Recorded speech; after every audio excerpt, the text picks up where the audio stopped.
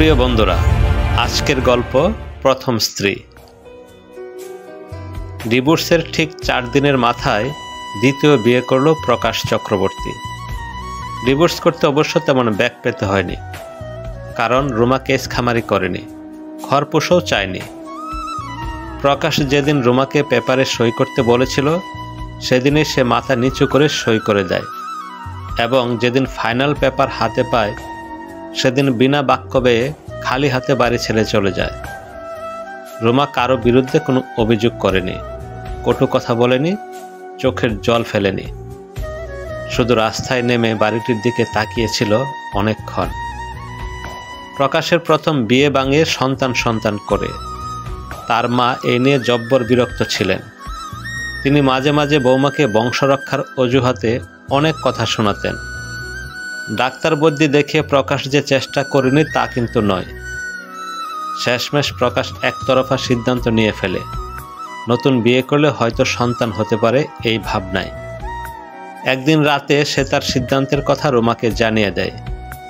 10 বছরের বিবাহিত জীবনের ইতি মাত্র 10 সেকেন্ডে। এরপরেও প্রকাশের সন্তান হয়নি। কেন হয়নি তা ডাক্তার বলতে পারেনি। প্রকাশ অথবা তার দ্বিতীয় স্ত্রীর কোনো দোষ আছে বলেও প্রমাণিত হয়নি। প্রকাশ এখন এটা মেনে নিয়েছে। তার মাও আর কিছু বলার জায়গায় নেই। বয়সের বারে তিনি এখন বাক্যহারা, শয্যাগত। প্রকাশের দ্বিতীয় স্ত্রী তনিমা সন্তান না হওয়ার কারণ হিসাবে প্রকাশকেই দায়ী করে অভিযোগ তুলে মাঝে মধ্যে। প্রকাশের দ্বিতীয় বিয়ের শখ তার জীবনটা তছনছ করে বলে খোঁটা দেয় তনিমা। প্রকাশ এখন বুঝতে পারে সন্তান সবার হয় না, এবং এতে অসুখী হবারও কোনো কারণ নেই। সে এটাও বুঝতে পেরেছে ভালোবাসা চলে গেলে সুখ মরে। সে রুমাকে তাড়িয়ে দিয়ে ভালোবাসা হত্যা করেছে, সুখ তালাবন্দি করেছে। আজ 12 বছর পর প্রকাশের হঠাৎ মনে হলো রুমা কেমন আছে, কোথায় আছে, কি খাচ্ছে। সে কি বাবার কাছে ফিরে গেছিল, অথবা তার ভাইয়ের কাছে, অথবা বেঁচে আছে তো? দুঃখ, যন্ত্রণা, অপমানে সুইসাইড করেনি তো? এরপর প্রায় 2 মাস অনেক চেষ্টা করে প্রকাশ জানতে পেরেছে রুমা উত্তরপাড়ায় থাকে, একাই থাকে, ফ্ল্যাট কিনেছে এবং 11 বছরের একটি ছেলেও আছে। তার মানে ওর হাজব্যান্ড আছে, দ্বিতীয়বার বিয়ে করেছে। প্রকাশ মনে মনে ভাবল, বেশ করেছে।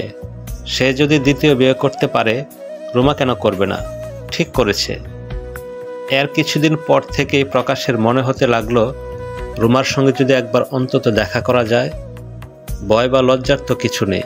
সেও বিয়ে করেছে, রুমাও বিয়ে করেছে, সমান সমান। রুমা যদি বিয়ে না করতো তাহলে নয় কথা ছিল। রুমা কি দেখা করবে? তার সন্তান, তার হাজব্যান্ড কি মনে করবে? রুমা কি চাইবে তার সন্তান জানুক তার মা ডিভোর্সি, 10 বছর অন্যজনের সঙ্গে ছিল? অথবা তার বর্তমান স্বামী পর্যন্ত হয়তো জানে না রুমা আগে একজনকে ভালোবেসে বাবা মায়ের অমতে বিয়ে করেছিল। এমনকি দুর্দণ্ড প্রতাপ পুলিশ অফিসার বাইরের নামে কেস পর্যন্ত। প্রকাশ প্রায় 2 মাস খুঁজে খুঁজে বের করেছে রুমার উত্তরপাড়ার ফ্ল্যাট। পরপর 2 রোববার না পেয়ে আজ 3য় রবিবার আবার এসেছে। কি এক অমুক টানে। এদিন দরজা খুলল একটি 10-11 বছরের ফুটফুটে ছেলে। অচেনা এক ভদ্রলোককে দেখে সে প্রথমে হাত জোড় করে নমস্কার করল, তারপর বলল, আপনি কি কাউকে খুঁজছেন? এটা কি রুমা নিয়োগী? নিয়োগী নয়, চক্রবর্তী।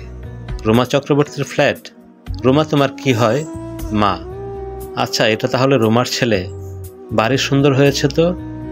সে আবার জিজ্ঞেস করলো, রুমা চক্রবর্তী তোমার মা? হ্যাঁ। ফ্ল্যাটে আছেন? না। কোথায় গেছেন?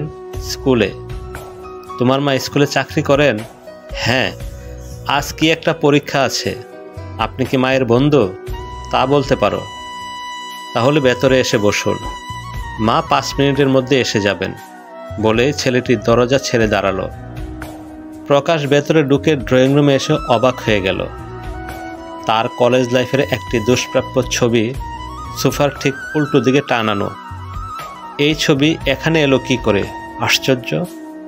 প্রকাশ ছবিটি দেখিয়ে ছেলেটিকে জিজ্ঞেস করলো, একে চেনো? কে ইনি? ছেলেটি হেসে উত্তর দিল, yes, he is god, he is my god. আমি প্রতিদিন সকালে ছবিটির সামনে বসে প্রার্থনা করি। এই সময় কলিং বেলের আওয়াজ হতে ছেলেটি দৌড়ে চলে গেল দরজার কাছে। গিয়েই তরবরিয়ে বলল, মা, তোমার বন্ধু এসেছেন তোমার সঙ্গে দেখা করতে। রুমা ডাইনিংয়ে এসে প্রকাশের পায়ে হাত দিয়ে নমস্কার করে ব্যাগ রেখে পাশেই বসল। বলল, কেমন আছো? রুমা যেন জানতো প্রকাশ আজ আসবে। রুমার স্বভাব একদম পাল্টায়নি। আগেও যখনই সুযোগ পেত তখনই পায়ে হাত দিয়ে প্রণাম করত প্রকাশকে। প্রকাশ খুব বিড়ম্বনায় পড়ল। প্রকাশ ভেবেছিল রুমা তার সঙ্গে অত্যন্ত খারাপ ব্যবহার করবে। এই আচরণ সে কল্পনাও করেনি। প্রকাশ অস্বস্তি এড়ানোর জন্য হেসে বলল, তোমার হাজব্যান্ড কোথায়? আজ তো রবিবার, বাড়ি নেই কেন? রুমা হেসে বলল, হাজব্যান্ডের সঙ্গেই তো কথা বলছি, বাড়িতে বসেই তো বলছি, মুখোমুখি কথা বলছি। এই সময় ছেলেটি 2 গ্লাস জল এনে টেবিলে রেখে পাশেই দাঁড়ালো। রুমা ছেলেকে উদ্দেশ্য করে বলল, সাম্য, তোমার ছবির গড ইনি, তোমার বাবা। আমি তোমাকে বলেছিলাম না একদিন ঠিক আসবে, বাবাকে প্রণাম করো। সাম্য বাবাকে প্রণাম করল। এরপর প্রকাশকে উদ্দেশ্য করে বলল, এই তোমার ছেলে, তোমার অনুমতি ছাড়া ওর নাম রেখেছি সাম্য। ছেলের মাথায় হাত রেখে একটু আশীর্বাদ করে যাও। প্রকাশ বিষয়টি জোকস হিসেবে নিয়ে রুমাকে বলল, অপমান করার অধিকার তোমার আছে, কিন্তু ছেলের সামনে মিথ্যে বলছো কেন? এটা ঠিক নয়। রুমা এই সময় ছেলেকে বলল, তুমি একটু ওই ঘরে যাও তো বাবা। সাম্য চলে গেলে রুমা পুনরায় বলল, তোমাকে একটা কথা বলার সুযোগ হয়নি। তোমাদের বাড়ি থেকে আসার 4 দিন পরে আমি বুঝতে পারি আমি প্রেগনেন্ট। আর কিছু জানার আছে? প্রকাশ এরপর কথা বলার আর কোনো ভাষা খুঁজে পেল না। তার মনে পড়েছে ডিভোর্স ফাইল করার পরে সে একবার জোর করে মিলিত হয়েছিল রুমার অমতে। প্রকাশ উত্তেজনায় উঠে দাঁড়ালো, চিৎকার করে বলল, সাম্য আমার ছেলে, আমার? রুমা শান্তভাবে প্রকাশের চোখে চোখ রেখে বলল, সাম্য তোমার ছেলে, এটা ঠিক, কিন্তু তুমি ওর বাবা নও। বাবা হওয়ার যোগ্যতা তোমার নেই। অ্যাক্সিডেন্টলি তুমি বাবা হয়েছ। খুশিতে উত্তেজিত হয়ে প্রকাশ বলল, তুমি যাই বলো আর না বলো, আমি আমার ছেলেকে নিয়ে যাব। ও আমার ছেলে, বায়োলজিক্যালি ও তোমার ছেলে, এটা ঠিক। ছেলের কাছে তুমি ভগবান, এটাও ঠিক, কিন্তু ভগবান হতে গেলে দয়া, মায়া, করুণা, ভালোবাসা হৃদয়ে থাকতে হয়, সেটা তোমার নেই। ভগবান যেমন অদৃশ্যে থাকেন, আমিও বলবো তোমাকে অদৃশ্যে থাকতে। আর একটা অনুরোধ, আর কোনো দিন এই বাড়িতে এসো না, কোনো দিন না। দরজা খোলা আছে, নিশ্চয়ই আর অনুরোধ করতে হবে না বেরিয়ে যাওয়ার জন্য। বলেই আর একবার পায়ে হাত দিয়ে প্রণাম করে দ্রুত পাশের ঘরে গিয়ে দরজা বন্ধ করে দিল।